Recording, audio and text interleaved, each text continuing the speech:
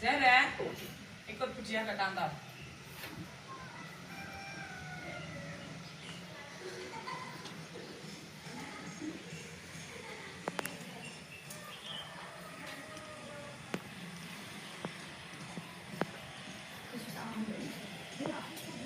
Belum, Mbak.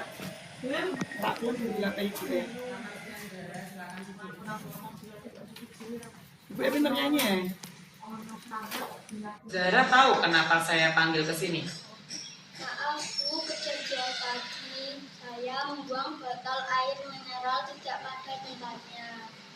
Habis tadi si Farah, masa habis minum botol air mineralnya ditinggal di meja saya. Oh, begitu ceritanya. Ya enggak apa-apa, kamu berhak merasa begitu. Kamu pasti punya alasan mengapa kamu melakukan hal itu. Ya Bu, saya sangat kesel banget.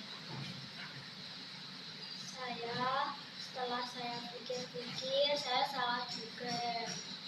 Saya telah melanggar peraturan kelas tentang keyakinan sekolah yang sudah diterapkan di sana. Menurut kamu, keyakinan sekolah yang mana yang perlu kamu tingkatkan? Peduli lingkungan Bu. Ya, apakah Zara meyakini prinsip peduli lingkungan yang ada di sekolah kita? Ya Bu, saya meyakininya. Apakah Zara sendiri mau memperbaiki masalah lingkungan yang dengan cara tidak membuang sampah sembarangan? Bu, saya berpikir Bagaimana kamu akan memperbaiki masalah tadi? saya akan berusaha menjaga lingkungan. Salah satunya membuang sampah pada tempatnya.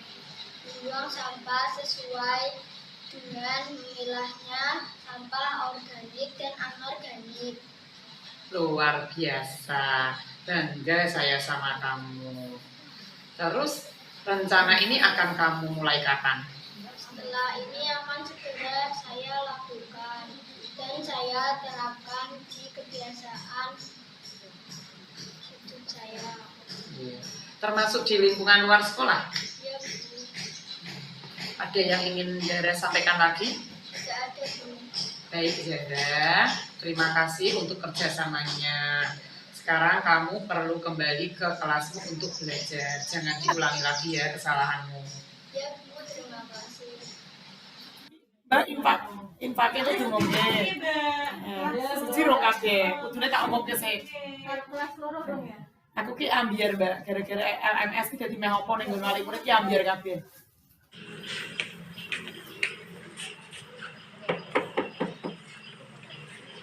Selamat pagi Vino. Selamat pagi Bu Tia, maaf Bu, saya terlambat lagi.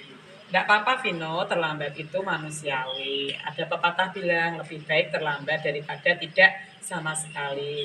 Saya juga pernah berada di posisi kamu terlambat. Pagi ini saya lupa untuk memasang alarm Bu, jadi bangunnya kesiangan. Emangnya di rumah tidak ada yang bantuin membangunkan tidurmu? Ada kakak dan ibu saya sih Bu. Baiklah. Kamu masih ingat kan keyakinan sekolah yang sudah kita sepakati bersama? Kira-kira keyakinan mana yang perlu kamu tingkatkan? Ya Bu, yaitu yang menghargai diri sendiri dan orang lain, serta disiplin diri. Apakah Vino meyakini prinsip menghargai diri sendiri? Ya Bu, saya meyakininya. Apakah Vino bersedia memperbaiki masalah keterlambatan ini? Bersedia Bu. Bagaimana kamu akan memperbaiki masalah keterlambatan ini? Saya akan berusaha untuk memasang alarm dan meminta bantuan ibu atau kakak saya untuk dibangunkan ketika terlambat bangun. Jadi yang mengingatkan Vino, ibu dan kakak Vino ya? Kira-kira kapan akan memulai memasang alarm Vino? Setelah pulang sekolah, saya akan segera memasangnya. Baiklah, jadi Vino akan memasang alarm untuk bangun besok pagi dan akan diingatkan kakak dan ibu Vino. Ada lagi yang perlu dilakukan Vino agar tidak terlambat lagi? Tidak ada. Baik Vino, terima kasih untuk kerjasamanya kamu. Silakan sekarang kamu masuk kelas. Ya Bu, terima kasih. Ya, masuk kelas.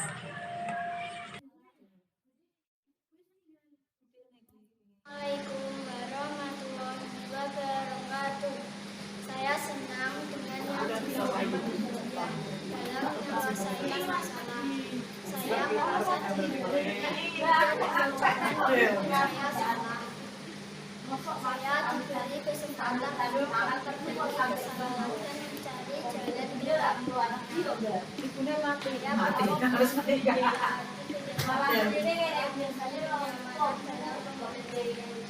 Assalamualaikum warahmatullahi wabarakatuh.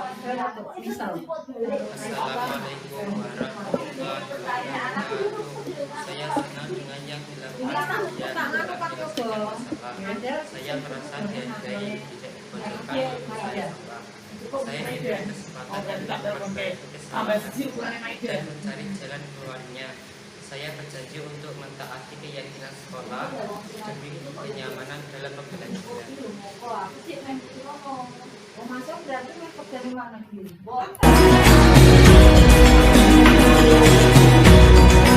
Bapak Ibu, saya mulai nggih.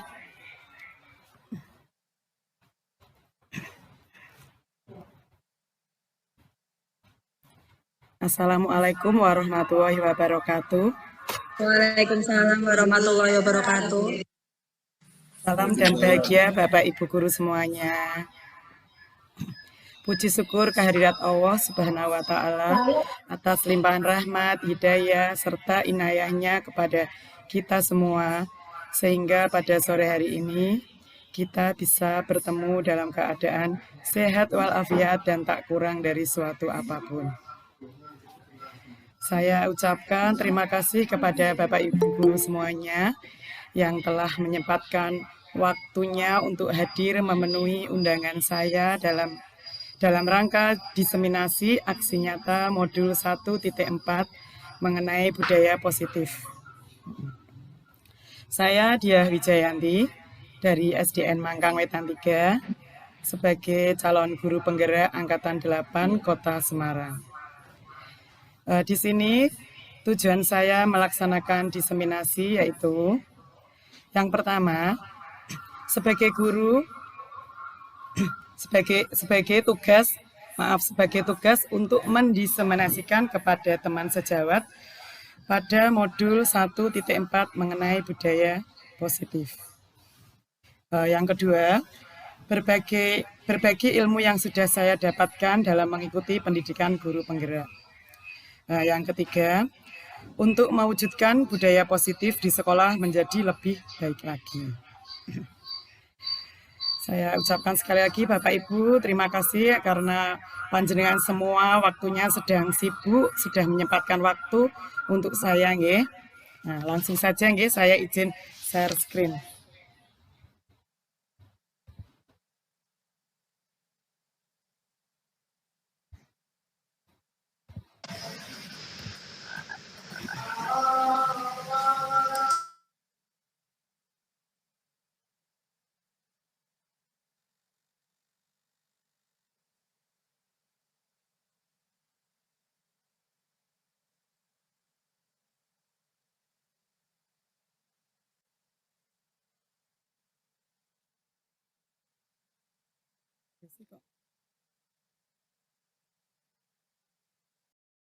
Diri ya. Mengapa sebagai guru budaya positif itu penting diterapkan di sekolah? Kenapa? Karena pada budaya positif ini selain yang pertama meningkatkan kesejahteraan untuk siswa. Dengan budaya positif ini dapat memberikan rasa aman, nyaman bagi siswa. Selain itu membantu mereka merasa dihargai, diterima dan terlibat dalam lingkungan belajarnya yang positif. Yang kedua, dapat meningkatkan kinerja siswa. Maksudnya di sini anak-anak akan merasa lebih nyaman dan lebih termotivasi dalam belajar. Yang ketiga, meningkatkan kesejahteraan guru. Di sini dengan budaya positif dapat memberikan lingkungan kerja yang positif. Selain itu, guru juga akan terkurangi stresnya. Kalau anak-anak sudah mempunyai budaya positif yang baik, tentunya kita sebagai guru tidak akan terlalu stres menghadapi anak didik kita.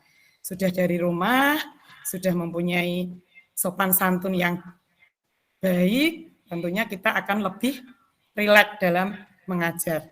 Nih, seperti itu nggih. Selanjutnya Ada 7 konsep budaya positif. Yang pertama, perubahan paradigma belajar. Yang kedua, disiplin positif. Yang ketiga, motivasi perilaku manusia. Yang keempat, kebutuhan dasar. Yang kelima, posisi kontrol restitusi. Yang keenam, keyakinan kelas. Yang ketujuh, segitiga restitusi.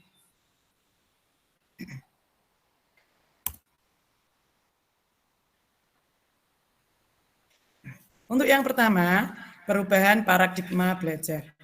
Di sini dalam membangun budaya positif, sekolah dapat menyediakan lingkungan yang positif, aman dan nyaman, agar siswa dapat berpikir, bertindak dengan merdeka, dan bertanggung jawab. Disiplin sangat berkaitan dengan kontrol yang diberikan guru terhadap siswa. Selanjutnya yang kedua, disiplin positif.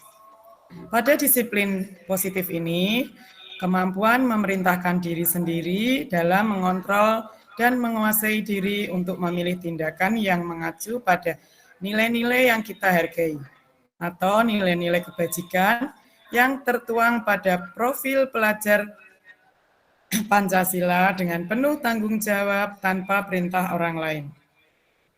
Disiplin positif merupakan pendekatan mendidik anak untuk melakukan kontrol diri dan pembentukan kepercayaan diri. Yang ketiga, motivasi perilaku pada manusia.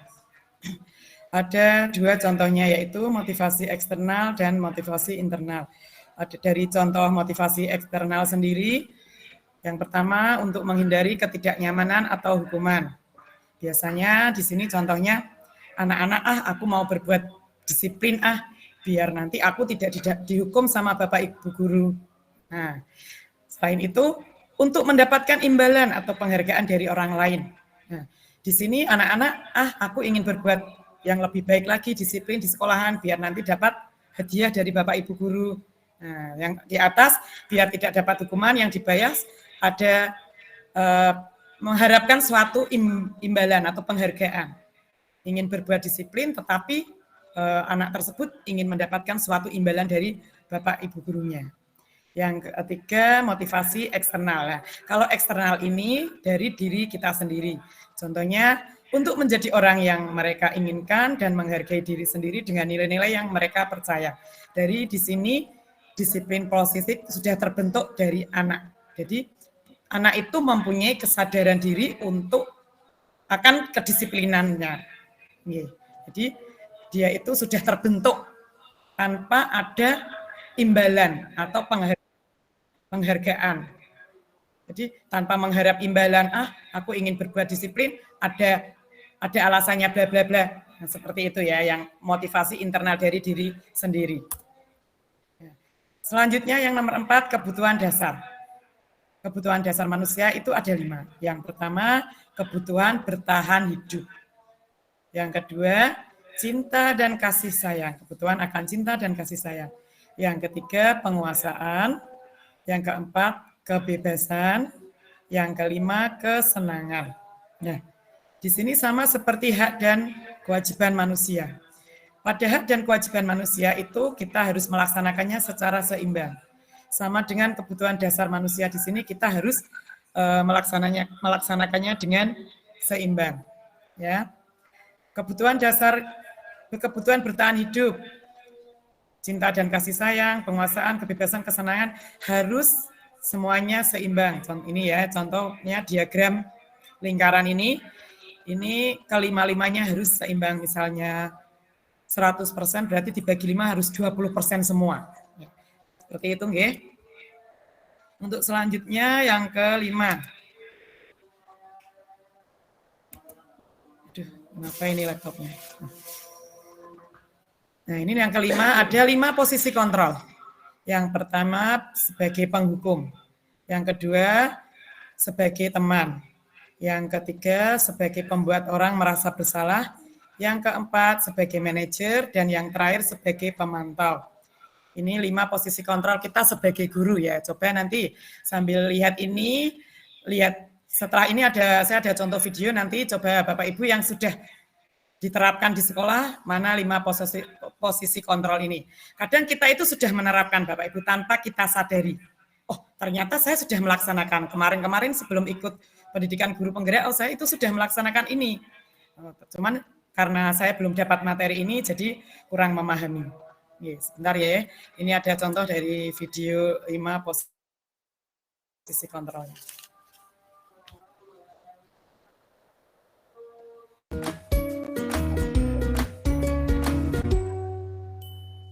Salam bahagia Ibu dan Bapak guru hebat. Dalam penerapan disiplin positif restitusi, salah satu program yang dikembangkan adalah 5 posisi kontrol. 5 posisi kontrol dalam restitusi adalah proses perjalanan seorang pendidik agar dapat mengenali dirinya. Pada video kali ini, kita akan membahas tentang 5 posisi kontrol yang dikembangkan oleh Diane Gossen dan contoh penerapannya.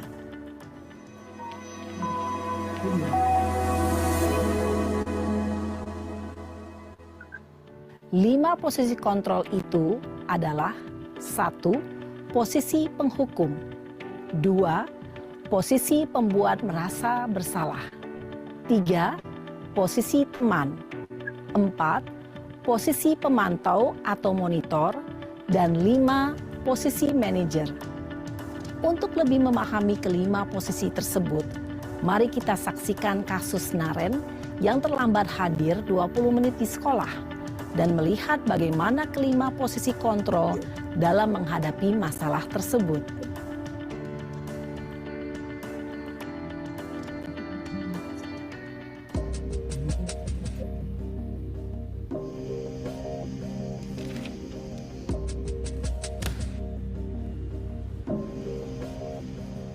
Naren! Sini kamu! Selamat pagi, Bu. Selalu terlambat. Kamu deh, pasti terlambat. Maaf, Bu. Saya... Apa? Apa coba? Alasan kamu apa lagi? Kapan sih kamu tidak terlambat? Malas sekali ya kamu jadi anak. Saya... Dasar pemalas. Gak kapok-kapok sih kamu. Sudah berapa kali terlambat? Sana, kamu keliling lapangan basket 2 kali. Kenapa saya harus keliling lapangan basket, Bu? Kenapa? Kamu mau lawan ibu? Berani-beraninya jawab. Sudah terlambat, masih berani jawab pula. Sekarang, keliling lapangan basket 5 kali sekalian. Biar kapok.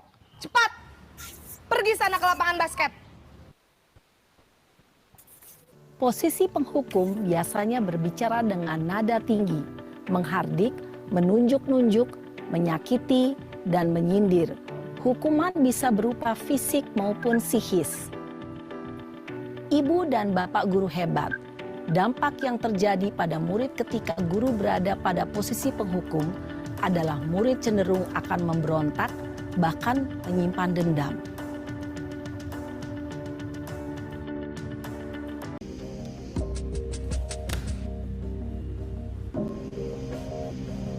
Naren!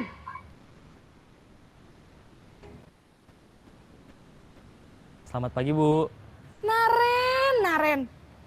Kamu kenapa terlambat lagi, nak? Ya Tuhan, Naren. Kamu senang ya bikin ibu susah ya? Kalau kamu terlambat lagi, nanti ibu yang ditegur bapak kepala sekolah, nak. Disangka ibu tidak bisa membina kamu. Duh, gimana ini? Maaf, Bu. Duh, Gusti Naren. Kamu suka ya kalau ibu ditegur bapak kepala sekolah? Terus, sekarang ibu harus tulis apa ini di buku absen? Ini kamu sudah sering terlambat loh. Ibu harus apa coba? Maaf, Bu. Maaf sekali. Ya sudah, lain kali jangan bikin ibu susah lagi ya nak ya. Ibu tidak akan kuat lagi kalau kamu begini terus.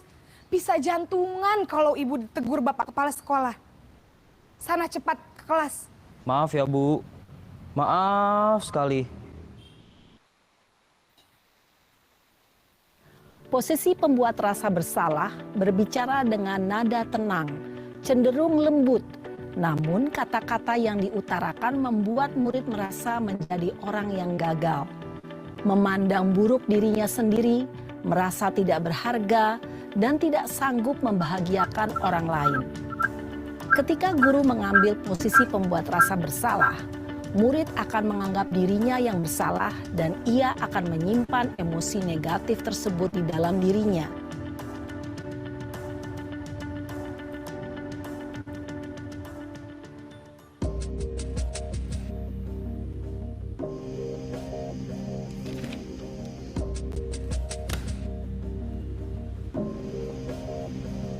Naren!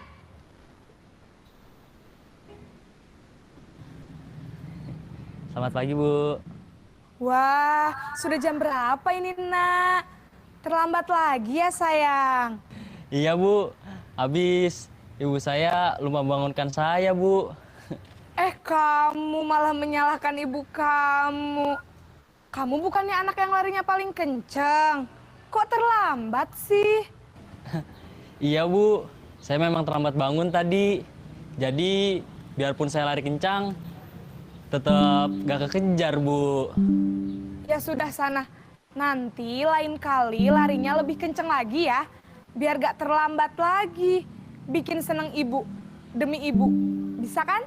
Bisa lah, Bu. Ya sudah sana masuk kelas. Ibu beresin urusan absen kamu. Kamu ini ada-ada saja.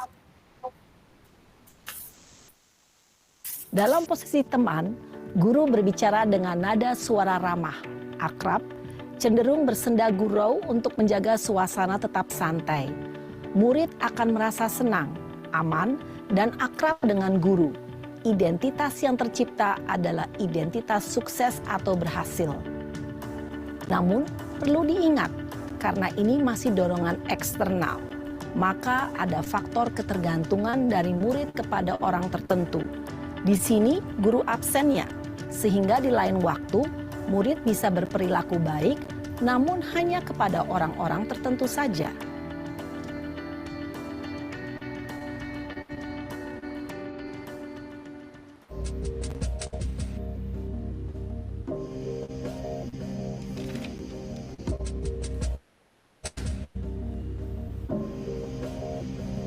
Naren!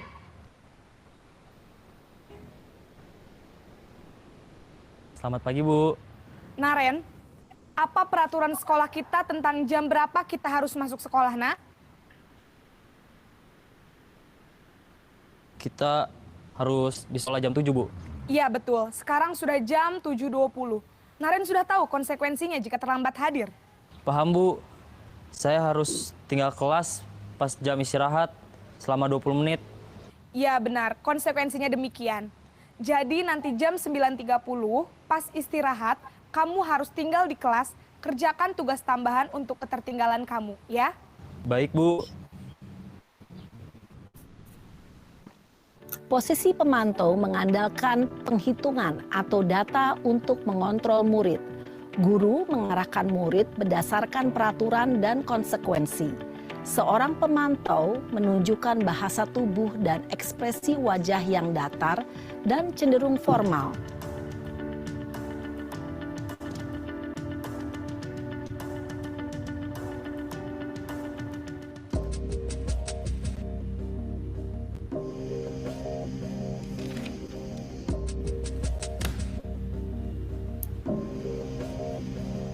Naren!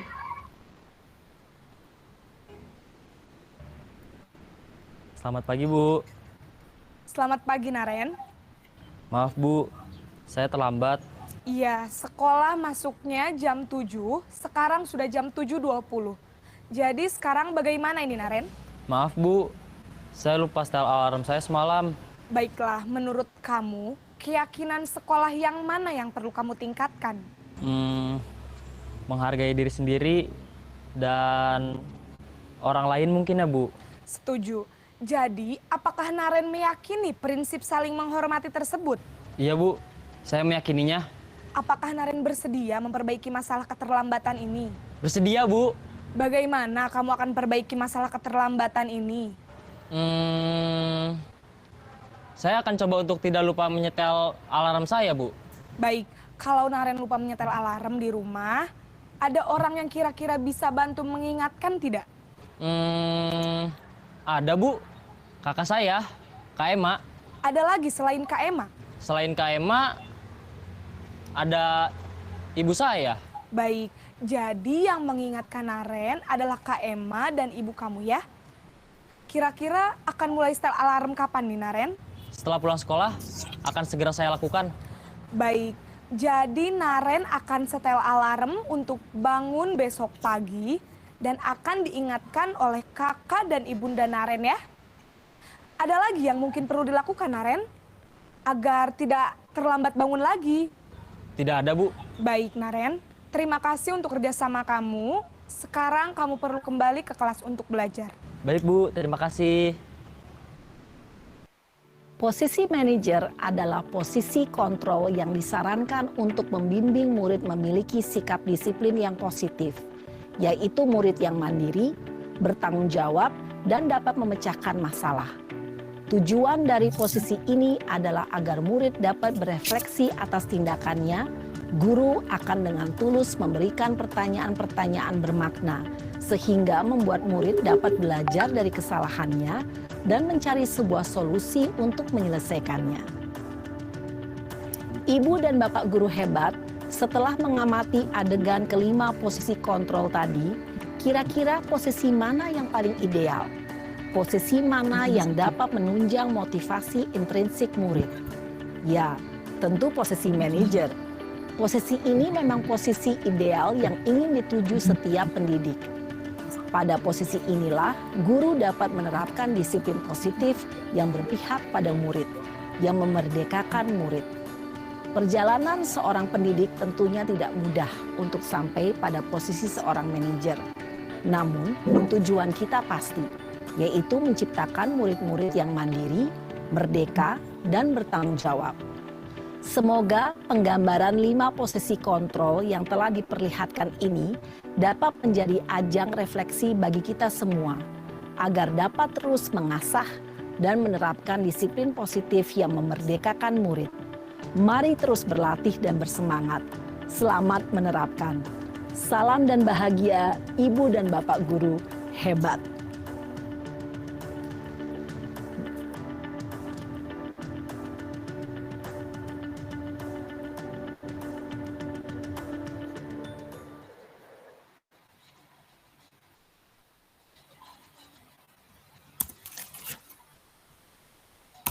Ya, terima kasih Bapak Ibu.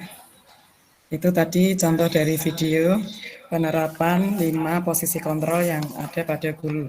Mungkin Bapak Ibu guru sudah melaksanakannya tetapi tanpa kita sadari. Oh, ternyata guru ada yang sebagai penghukum, membuat rasa bersalah, guru sebagai teman, ada juga sebagai pemantau, atau yang terakhir sebagai manajer.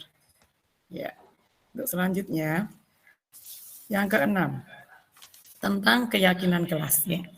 Di keyakinan kelas ini adalah yang disepakati bersama secara universal, lepas dari perbedaan agama, suku, negara, dan bangsa. Menurut Gosen, 1998, suatu keyakinan akan lebih memotivasi seseorang dari dalam atau intrinsik. Seseorang akan lebih bersemangat untuk menjalankan keyakinannya daripada hanya sekedar mengikuti peraturannya. Ya. Yang ketujuh, ini seperti tadi di 5 posisi kontrol, yaitu segitiga restitusi. Nah, untuk membuat segitiga restitusi ini ada 3 tahapan. Yang pertama, menstabilkan identitas. Yang kedua, validasi tindakan yang salah. Yang ketiga, menanyakan keyakinan. Tadi ada pada video tadi yang Bapak Ibu lihat, itu termasuk masuk ke contoh segitiga restitusi. Nah, restitusi sendiri itu mempunyai arti bahwa proses menciptakan kondisi bagi murid untuk memperbaiki kesalahan mereka, sehingga mereka bisa kembali pada kelompok mereka dengan karakter yang lebih kuat, menurut Gosen tahun 2004. Restitusi juga adalah proses kolaboratif yang mengajarkan murid untuk mencari solusi untuk masalah dan membantu murid berpikir tentang orang seperti apa yang mereka inginkan dan bagaimana mereka harus memperlakukan orang lain. Ini menurut Chelson Gossen tahun 1996. Ya, sekarang ini saya mempunyai contoh penerapan budaya positif di SDN Mangkang Wetan 3. Ini saya membuat beberapa keyakinan kelas terhadap siswa kelas 1. Ini contoh dokumentasinya, nggih. Mengapa kita harus membuat keyakinan kelas? Membuat keyakinan kelas ini harus di awal tahun pelajaran. Karena dengan keyakinan kelas itu berbeda dengan tata tertib kelas. Ya, maaf, atau tata tertib sekolah. Tata tertib sekolah atau tata tertib sekolah kelas itu yang membuat itu sekolah. Tetapi kalau keyakinan kelas yang membuat anak-anak beserta guru. Jadi mereka lebih mempunyai rasa tanggung jawab atas keyakinan sekolah atau keyakinan kelas yang mereka buat. Ya. Ini contoh dokumentasinya ya. Kalau di kelas rendah, tentunya akan pembuatan keyakinan kelas ini harus penuh bimbingan dan dari guru dengan penuh kesabaran. Karena mungkin di kelas 1 mereka bisa menjawab, tetapi untuk menulisnya, Bu, nulisnya gimana ya? Tentunya Bapak Ibu Guru harus selalu mendampinginya dengan penuh kesabaran. Ya, ini ya contoh-contohnya ya. Setelah saya menjelaskan tadi, saya memberi stick note warna-warni. Habis itu saya suruh menempel di papan seperti ini, papan mading ini. Mereka masing-masing anak mempunyai jawaban masing-masing. Nah, ini contoh keyakinan kelas di kelas 1 itu dari 28 siswa itu mempunyai pendapat masing-masing. Ada yang tidak boleh makan saat pelajaran. Ada juga yang menjawab boleh makan saat pelajaran. Ya. Tentunya pendapat anak-anak yang beraneka ragam itu sebagai guru kita harus menerimanya dengan senang hati. Ada juga yang tidak boleh jahil kepada teman. Tidak boleh mengganggu teman saat pelajaran. Ada yang jawab tertib, hormat pada budaya. Ada yang jawab juga tidak boleh terlambat ke sekolah. Ada juga yang menjawab itu tidak boleh berisik di kelas. Banyak sekali. Ya, ini contohnya nggih. Ya, tentunya karena siswa yang beraneka ragam pasti mempunyai kemampuan yang beraneka ragam juga. Ya, ini saya punya contoh dua video dari penerapan segitiga restitusi. Yang kasus pertama, Zahra membuang sampah botol air mineral tidak pada tempatnya. Monggo Bapak Ibu saksikan ya.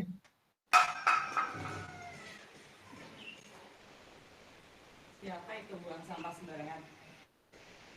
Zahra, ikut Budiah ke kantor.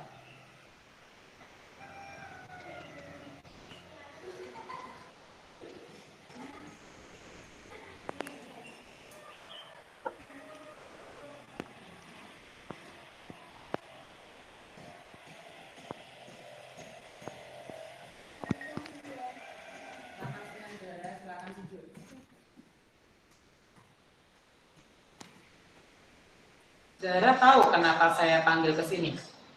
Maaf Bu, kejadian tadi saya membuang botol air mineral tidak pada tempatnya. Habis tadi si Farah, masa habis minum botol air mineralnya ditinggal di meja saya. Oh, begitu ceritanya. Ya enggak apa-apa, kamu berhak merasa begitu. Kamu pasti punya alasan mengapa kamu melakukan hal itu. Ya Bu, saya sangat kesal banget. Setelah saya pikir-pikir, saya salah juga.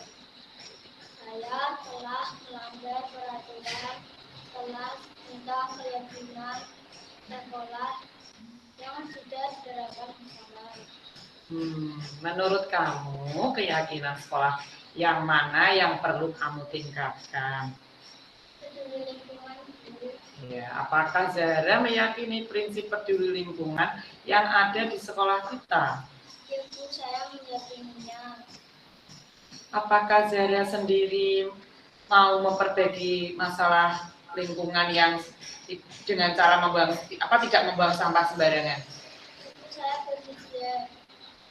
Bagaimana kamu akan memperbaiki masalah tadi? Saya akan berusaha menjaga lingkungan. Salah satunya membuang sampah pada tempatnya. Membuang sampah sesuai dengan memilahnya sampah organik dan anorganik.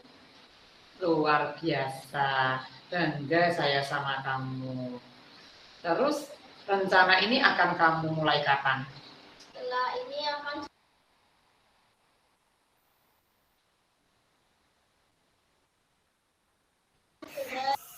saya lakukan dan saya terapkan di kebiasaan saya. Termasuk di lingkungan luar sekolah. Ya Bu, Ada yang ingin Zahra sampaikan lagi? tidak ada Bu. Baik Zahra, terima kasih untuk kerjasamanya. Sekarang kamu perlu kembali ke kelasmu untuk belajar. Jangan diulangi lagi ya kesalahanmu. Ya Bu, terima kasih. Ya. Kasus yang kedua ini contoh penerapan segitiga restitusi. Vino datang terlambat ke sekolah karena bangunnya kesiangan. Ia lupa tidak menyalakan alarm. Ibu dan kakaknya pun tidak membantu membangunkan tidur Vino. Tidak apa-apa Vino, terlambat itu manusiawi. Ada pepatah bilang lebih baik terlambat daripada tidak sama sekali. Saya juga pernah berada di posisi kamu terlambat. Pagi ini saya lupa untuk memasang alarm, jadi bangunnya kesiangan. Emangnya di rumah tidak ada yang bantuin membangunkan tidurmu? Ada kakak dan ibu saya sih Bu. Baiklah. Kamu masih ingat kan keyakinan sekolah yang sudah kita sepakati bersama? Kira-kira keyakinan mana yang perlu kamu tingkatkan? Ya Bu, yaitu yang menghargai diri sendiri dan orang lain serta disiplin diri. Apakah Vino meyakini prinsip menghargai diri sendiri? Ya Bu, saya meyakininya. Apakah Vino bersedia memperbaiki masalah keterlambatan ini? Bersedia Bu. Bagaimana kamu akan memperbaiki masalah keterlambatan ini? Saya akan berusaha untuk memasang alarm dan meminta bantuan ibu atau kakak saya untuk dibangunkan ketika terlambat bangun. Jadi yang mengingatkan Vino, ibu dan kakak Vino ya? Kira-kira kapan akan memulai memasang alarm Vino? Setelah pulang sekolah, saya akan segera memasangnya Bu. Baiklah, jadi Vino akan memasang alarm untuk bangun besok pagi dan akan diingatkan kakak dan ibu Vino. Ada lagi yang perlu dilakukan Vino agar tidak terlambat lagi? Tidak ada. Baik Vino, terima kasih untuk kerjasamanya kamu. Silakan sekarang kamu masuk kelas. Ya Bu, terima kasih. Ya, masuk kelas. Ya. Ini contoh dari penerapan segitiga restitusi. Tanggapan siswa terhadap praktek segitiga restitusi yang sudah saya laksanakan. Assalamualaikum warahmatullahi wabarakatuh. Saya senang dengan yang dilakukan Budia dalam menyelesaikan masalah. Saya merasa dihargai, tidak dipojokkan walaupun saya salah. Saya diberi kesempatan untuk memperbaiki kesalahan dan mencari jalan keluarnya. Saya berjanji untuk mentaati keyakinan sekolah demi kenyamanan dalam pembelajaran. Wassalamualaikum warahmatullahi wabarakatuh. Assalamualaikum warahmatullahi wabarakatuh. Saya senang dengan yang dilakukan Budia dalam menyelesaikan masalah. Saya merasa dihargai, tidak dipojokkan walaupun saya salah. Saya diberi kesempatan untuk memperbaiki kesalahan dan mencari jalan keluarnya. Saya berjanji untuk mentaati keyakinan sekolah demi kenyamanan dalam pembelajaran.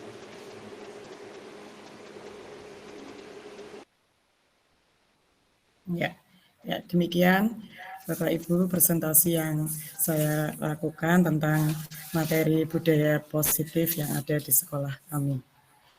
Untuk sesi selanjutnya saya berikan waktu untuk Bapak Ibu bertanya atau memberi sanggahan atau menambahi, monggo menanggapi dari presentasi yang sudah saya laksanakan. Monggo, mungkin mau ada beberapa pertanyaan, monggo nanti boleh dijawab oleh Bapak Ibu yang lain.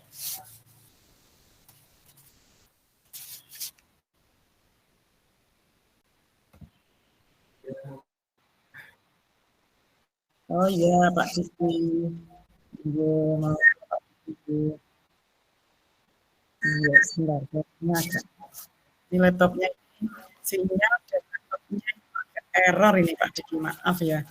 Dari kemarin itu di servis tapi ya katanya sudah bisa tapi masih agak-agak.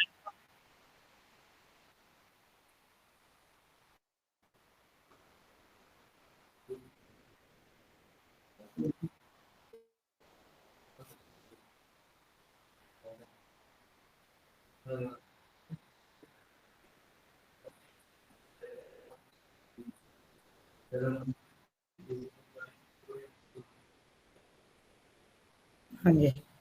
Iya. Terima kasih Pak Diki atas pertanyaannya. Mungkin ada yang lain dari Bapak Ibu, saya tampung dulu nggih.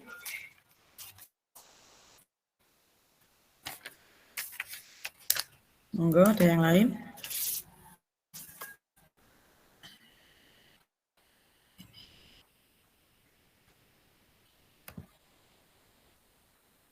Monggo, saya izinkan share screen. Bu Rina, kayaknya ini senyum-senyum. Monggo Bu Rina. Assalamualaikum warahmatullahi wabarakatuh. Waalaikumsalam. Izin bertanya sugeng sonten untuk ibu-ibu semua untuk sore ini. Bu Rina, sugeng sonten. Saya mau bertanya Bu mengenai tadi yang sudah Ibu sampaikan. Kebetulan saya seorang guru kelas 1 nggih Bu.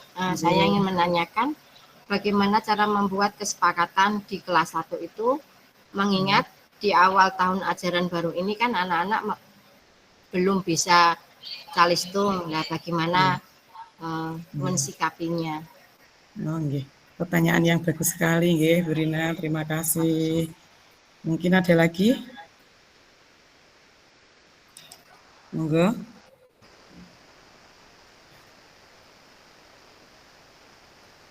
Oh iya, ada Miss Dian. Ini Ya, Assalamualaikum. Ya. Assalamualaikum warahmatullahi wabarakatuh.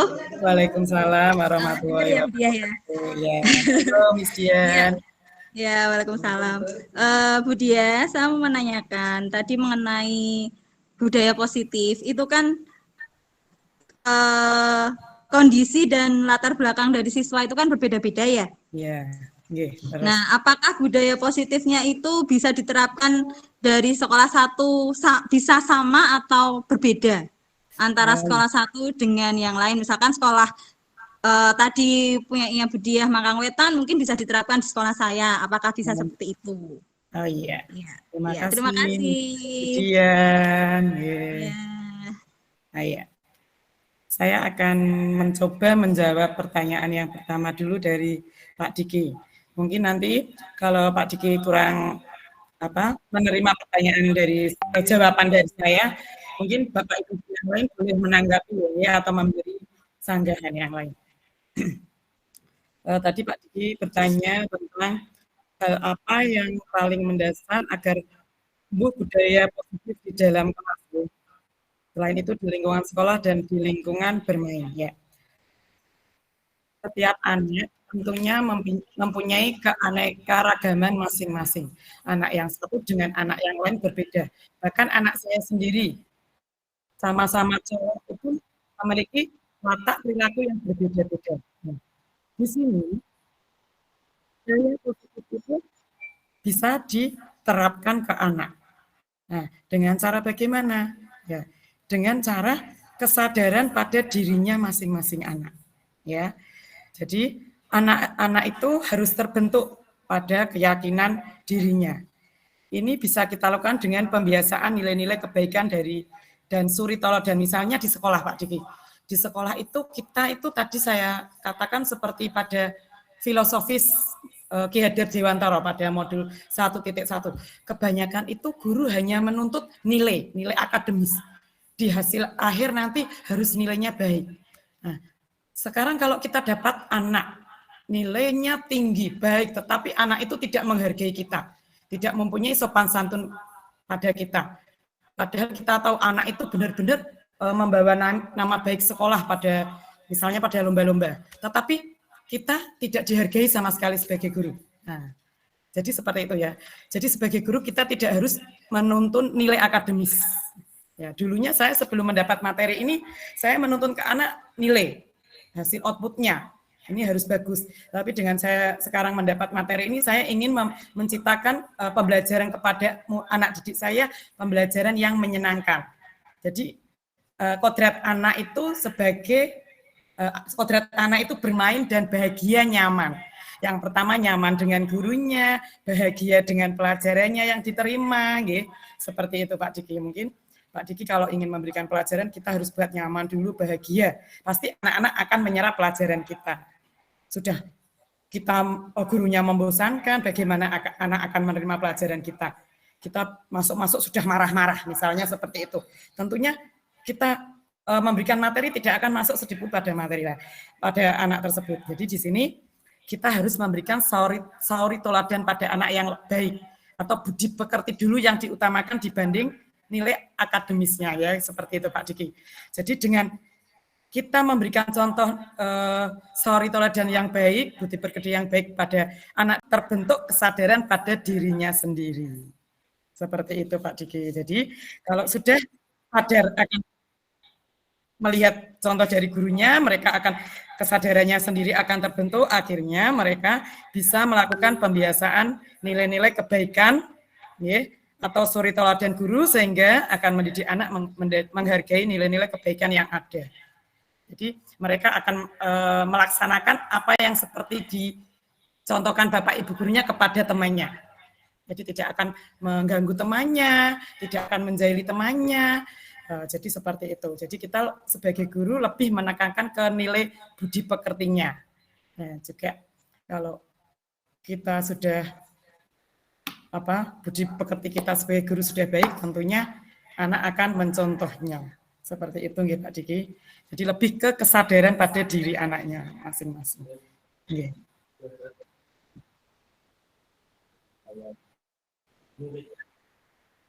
Iya. Iya. Nggih, iya betul Pak Diki. Jadi kita tidak boleh menuntut pembelajaran padanya hanya nilai akademis. Nggih. Seperti itu nggih Pak Diki. Ya. Untuk pertanyaan kedua dari Bu Rina. Nah, Bu Rina ini posisinya sama Bu Rina. Pertanyaannya bagus sekali karena kebetulan saya itu mengajar di kelas 1. Sebenarnya untuk membuat kesepakatan kelas di kelas 1 itu luar biasa. Karena memang ya Bu Rina, kita itu sebagai guru itu harus membuat kesepakatan kelas di awal tahun pelajaran. Mungkin di kelas-kelas yang lain atau kelas tinggi itu mudah. Karena anak-anak sudah lancar gitu, sudah lancar dalam calesto. Tetapi dari kelas 1 ini karena transisi dari TK ke SD, itu amat sangat sulit sekali nggih untuk membentuk karakter anak. Disuruh duduk aja muter terus. Apalagi disuruh membuat keyakinan ya. Tentunya di sini berarti kita cara membuat keyakinan kelasnya Bu Rina dengan cara permainan, Bu. Ya, tadi saya katakan tadi bahwa kita sebagai guru harus membuat anak nyaman dulu, karena kodrat anak itu bermain dan belajar. Selain itu bahagia. Ya, sebisa mungkin kita sebagai guru menciptakan 3 hal itu. Ya. Nah, sudah gurunya wajah jutek, nggak bisa senyum, bagaimana anak akan menerima pelajaran kita seperti itu. Ya. Kita buat nyaman dulu lah, bahagia ya. Dengan cara kita bentuk permainan. permainan yang membuat mood anak itu akan lebih senang dan bahagia. Mungkin sambil diselingi lagu-lagu atau kuis-kuis, dibentuk kelompok-kelompok. Bu guru, saya tuh nggak bisa nulis, Bu guru. Nggak mungkin Bu gurunya akan memberikan stick note, ayo anak-anak tulis. Bu, nulisnya piye, Bu? Aku belum bisa. Huruf aja masih banyak belum bisa. Tentunya kita yang bawa stick note nanti, Bu Rina. Ayo, Doni, kamu punya keyakinan kelas apa? Ayo, punya apa di kelas? Kesepakatan kelas apa yang tidak boleh kamu langgar? Misalnya, tidak boleh ganggu temannya. Kita yang menuliskan, Bu Rina. Kita beri lagu di kelas. Mungkin tepuk-tepuk, muter, gitu. Ayo, yang berhenti, muter, ganti. Jadi, kita sambil bermain, sambil membuat kuis, tetap bisa melaksanakan keyakinan kelas. Intinya, banyak guru yang lebih berperan karena nggak mungkin kelas 1 disuruh nulis sendiri. Itu kebetulan anak-anak didik saya itu di akhir, ya. Di akhir akhir tahun pelajaran itu, ya, anak-anak kan sudah lancar menulis kalistung. Jadi beliau masuk kelas 2, saya buat keyakinan di kelas 2 awal, ya. Jadi mereka sudah bagus dalam menulis, maksudnya tulisannya sudah terbaca dengan baik dibanding masih awal-awal seperti ini. Seperti itu. Intinya tetap dengan bermain. Itu metode bermainnya tidak dilupakan. Ya, ya, terima kasih Bu Diah atas jawabannya. Oh, berarti intinya untuk itu yang penting si anak itu merasa gembira terlebih dahulu. Iya, betul. Ya. Dengan begitu kita akan mudah. Yang penting kita juga membuat si anak itu happy dulu, senang. Betul, karena kodrat anak itu seperti itu, Bu. Jadi kita tuh sebagai guru tidak boleh menuntut nilai-nilai akademis, yang penting nilai budi pekerti pada anak, seperti itu, Bu. Iya. Ya. Terima kasih, Bu Rina. Terima kasih untuk jawabannya. Untuk pertanyaan ketiga dari Bu Dian, ya. Tadi tentang budaya positif, apakah bisa diterapkan di sekolahnya saya dengan Bu Dian? Kalau sekolah saya dengan Bu Dian itu karena berbeda kecamatan, sama-sama tinggal sama-sama di Kota Semarang, di Provinsi Jawa Tengah. Tentunya budaya positif di lingkungannya Bu Dian sama saya sama. Berarti bisa diterapkan di sekolahnya Bu Dian. Tetapi kalau Bu Dian berada di Jawa Barat atau di DKI, Jakarta, tentunya tidak mungkin diterapkan budaya positif di sekolahnya Bu Dian. Ya, jadi misalnya di Semarang ini Bu Dian, kita kan di Semarang misalnya ada contoh menggunakan bahasa Jawa pada hari Kamis. Ya, karena Bu Dian di Kota Semarang bahasa daerahnya bahasa Jawa, di saya juga bahasa Jawa, tentunya bisa menerapkan budaya positif tersebut menggunakan bahasa Jawa pada setiap hari Kamis. Tetapi kalau Bu Dian berada di Jawa Barat, sukunya Sunda ya Bu Dian ya? Ya. Kalau di Jawa Barat karena sukunya Sunda, pasti kita tidak bisa menerapkan budaya positif yang saya terapkan dengan di Bu Dian itu jauh berbeda. Karena apa? Di Jawa Barat sendiri sukunya Sunda, di saya suku Jawa. Nah, tentunya Bu Dian harus menerapkan sama, menggunakan bahasa Sunda, ya, seperti itu Bu Dian. Oh iya ya, terima kasih Bu Dian. Berarti intinya ya ada beberapa yang mungkin harus disesuaikan dengan lingkungannya ya. Lingkungan, sesuai lingkungan, karena kedua daerah itu misalnya Bu Dian di Jawa Barat, karena kedua daerah itu kan memiliki kultur budaya masing-masing atau kalau kearifan lokal masing-masing. Jadi kalau beda daerah tidak bisa. Kalau mungkin masih sama-sama Jawa Tengah masih bisa. Seperti itu. Iya, terima kasih Bu Dian. Untuk selanjutnya, apa ada yang ingin bertanya kembali atau ingin memberi tanggapan, ingin menambah dari jawaban saya? Mungkin Bu Widi atau Bu Desi yang sudah selesai melaksanakan pendidikan guru penggerak. Saya harus banyak belajar dari beliau-beliau ini. Bu Desi? Monggo, mungkin ada yang ingin bertanya? Bu Afna mungkin?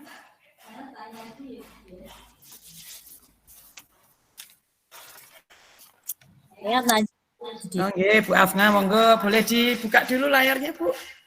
On cam dulu, Bu. Ya, ya, aduh lah, gitu kan cantiknya kelihatan, Bu. Ya, monggo Bu Afna. gimana memahami budaya positif yang berpihak pada anak. Iya, terima kasih Bu Afna.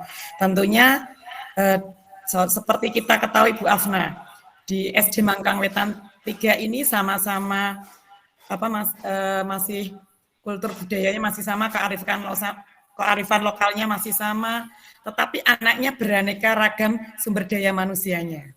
Ada yang diperhatikan orang tua, ada yang istilahnya bahasa Jawa dimbarno sakarepe dhewe, mangkat kono rakono. Nah, ada yang orang kaya seperti itu ya. Ada yang benar-benar orang tuanya itu istilahnya ya, protektif sekali. Hampir setiap hari itu tanya terus sama gurunya. Protes terus sama gurunya. Nah, itu masih di wilayah Mangkang Wetan 3. Apalagi kita punya murid yang beraneka ragam seperti itu. Tentunya ini mirip dengan apa yang ditanyakan Pak Diki tadi, yang bagaimana memahami budaya positif yang berbeda pada anak. Ya, memang untuk menerapkan budaya positif ke anak itu memang sangat berat sekali sebenarnya. Harusnya dimulai dari pihak keluarga sendiri, nggih. Kalau sudah terbentuk dari keluarga atau dari intrinsik atau diri sendiri, nggih, tentunya kita sebagai guru di sekolah itu akan lebih mudah menerapkannya kembali. Ya, misalnya anak sudah menanamkan kebiasaan baik di keluarganya, atau orang tuanya sudah memberi teladan budi pekerti yang baik di lingkungan keluarganya. Pastinya kita tinggal Bu Afna, tinggal melanjutkannya, tinggal menerapkannya lebih baik lagi. Nah, jadi seperti itu, nggih. Jadi intinya dengan menanamkan secara terus-menerus Bu Afna, secara konsisten, kontinu pada anak, seiring waktu pasti akan tercipta budaya positif. Jadi ya memberi contoh, berkali-kali kita memberi contoh. Loh, Bu Afna sudah nyontohi seperti ini loh. Bu Afna itu memberi contoh, kamu membuang sampah pada tempatnya. Bolak-balik ini tak contoh nih, secara terus-menerus. Diajak sholat berjamaah ya terus-menerus, misalnya seperti itu. Ya. Contoh-contoh budaya positif banyak sekali ya. Contoh misalnya kebiasaan di SD Mangkang Wetan sendiri, ada kebiasaan budaya positifnya, hari Senin tetap upacara, nggih.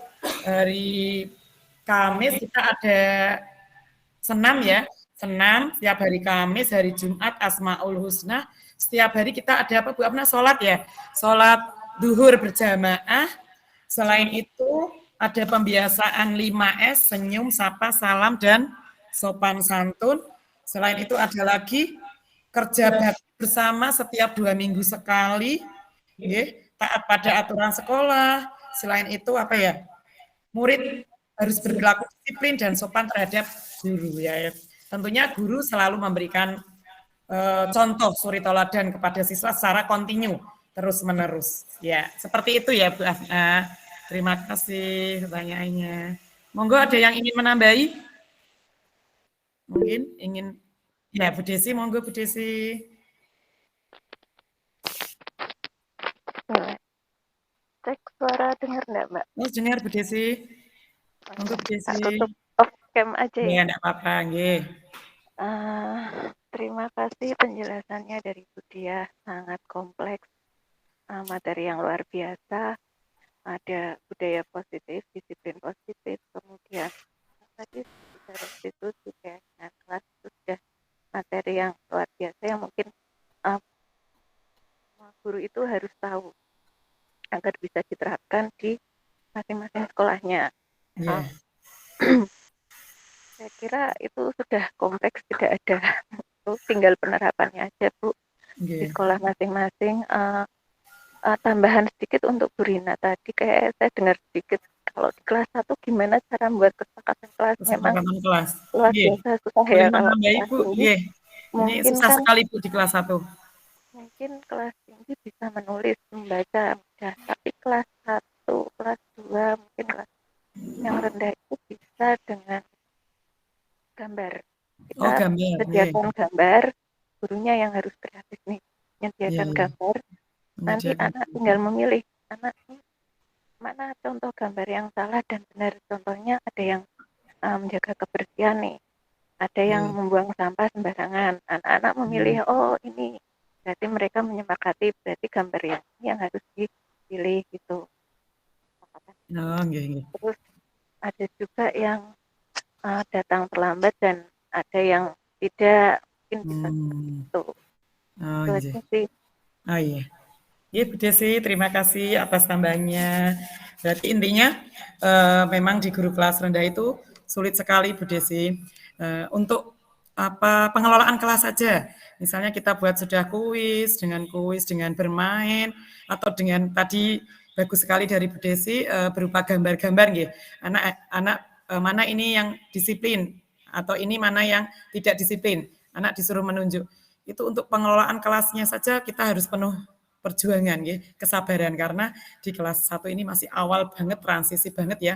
Disuruh masuk aja mau duduk sudah bersyukur sekali ya. Apalagi disuruh maju masih takut, Bu. Cuman disuruh nunjuk perkenalan atau nunjuk nggak berani, Bu. Mungkin seperti itu ya, Bu ya, yang kita alami. Sudah mau masuk kelas tanpa didampingi orang tua, kita sudah bersyukur sekali, sudah hebat sekali anak tersebut. Ya. Jadi seperti itu untuk kelas 1 dengan kuis, bermain, tadi ditambahi dari Bu Desi dengan gambar-gambar, Bu. Ada contoh gambar yang tidak disiplin sama yang disiplin. Jadi anak itu disuruh membedakan gambar yang disiplin dan tidak disiplin mana. Berarti keyakinan kelasnya seperti itu, Bu. Nggih, Bu Rina, nggih. Terima kasih Bu Desi, luar biasa nggih. Terima kasih sekali. Mungkin selanjutnya ada yang masih ingin bertanya kembali? Mungkin satu pertanyaan lagi, nggih. Monggo, Bapak Ibu. Masih ada pertanyaan tidak? Kalau tidak ada, sepertinya saya akhiri. Monggo, ada yang ingin memberi sanggahan kembali? Oh, sudah, nggih. Ya. Karena sudah tidak ada yang memberi pertanyaan atau memberi masukan, saya kira saya akhiri diskusi kali ini. Saya ucapkan terima kasih atas waktu yang sudah Bapak Ibu berikan kepada saya. Dan saya mohon maaf apabila dalam penyampaian materi banyak kendala teknis selain sinyal, selain itu ada kendala dari laptop saya mohon maaf yang sebesar-besarnya. Terima kasih.